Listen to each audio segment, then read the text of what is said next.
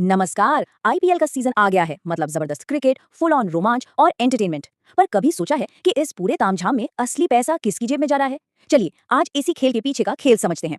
तो सीधा सवाल यही है कि आईपीएल से असल में कमा कौन रहा है? क्या वो टीमें हैं या ब्रॉडकास्टर्स या फिर कोई और ही है जो पर्दे के पीछे से सबसे बड़ी बाजी मार रहा है? आइए पता लगाते हैं। और वो खिलाड़ी हैं रिलायंस जियो। लेकिन कैसे? देखिए, ये कहानी सिर्फ एक ऐप की नहीं है ना, ये तो एक पूरे इकोसिस्टम का कमाल है। चलिए इसको एक एक करके परत दर परत समझते हैं। तो चलिए सबसे पहले उस कमाई पर नजर डालते हैं जो सबसे सीधी और साफ दिखती है, मतलब ऐप सब्सक्रिप्शन से आने वाला पैसा। देखिए, आईपीएल का मैच शुरू होने से पहले ही जियो और हॉटस्टार के पास लगभग 6 करोड़ पेड सब्सक्राइबर्स पहले से ही थे। तो ये तो हो गई हमारी बेसलाइन। अब आता है असली दांव। आईपीएल के दौरान इनका टारगेट है कि कम से कम 4 करोड़ नए सब्सक्राइबर्स और जुड़े जाएं। ये एक बहुत ही बड़ा और एम्बिशियस गोल है, आप मानिए। तो इन दोनों को मिला दें तो आईपीएल खत्म होते होते टोटल सब्सक्राइबर्स का आंकड़ा पहुंच जाता है 10 करोड़ पर। जरा इस नंबर के बारे में सोचिए, 10 करोड़ लोग।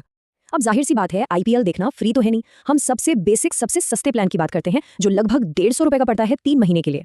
तो अब जरा कैलकुलेशन करते हैं। अगर ये 10 करोड़ लोग सिर्फ 150 वाला प्लान भी लेते हैं तो भी सीधे सीधे 1500 करोड़ रुपए का रेवेन्यू बनता है। और सोचिए, ये तो मिनिमम है। अगर लोग साल वाला प्लान ले लें तो ये आंकड़ा 5000 करोड़ तक भी पहुंच सकता है। ये तो हुई सिर्फ ऐप की कमाई। पर क्या आपको वाकई लगता है कि कहानी यहीं खत्म हो गई? नहीं, बिल्कुल नहीं। असली खेल तो अब शुरू होता है। चलिए अब जरा ऐप से आगे बढ़कर देखते हैं कि पैसा और कहां से आ रहा है, उन जगहों से जो शायद पहली नजर में हमें दिखाई भी नहीं देती।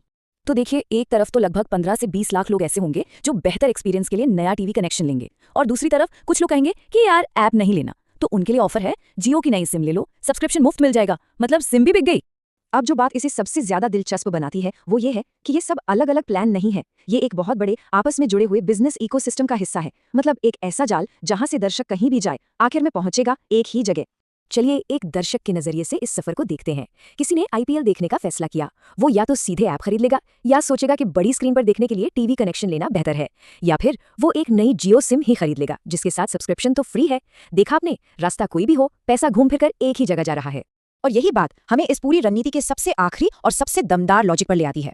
इसे समझने का एक बहुत ही मजेदार तरीका है, और ये एक लाइन इस पूरे बिजनेस मॉडल को निचोड़ कर रख देती है कि दर्शक चाहे कोई भी रास्ता अपनाए, कुछ भी करे, अगर उसे आईपीएल देखना है तो एक तरह से उसे लगान तो देना ही पड़ेगा। तो अंत में ये सवाल हमारे सामने खड़ा होता है, क्या ये पावरफुल इकोसिस्टम मॉडल ही एंटरटेनमेंट और बिजनेस के भविष्य की तस्वीर है, जहां कस्टमर चाहे कोई भी रास्ता चुने, आखिर में फायदा एक ही कंपनी का होता है? इस पर सोचिएगा जरूर।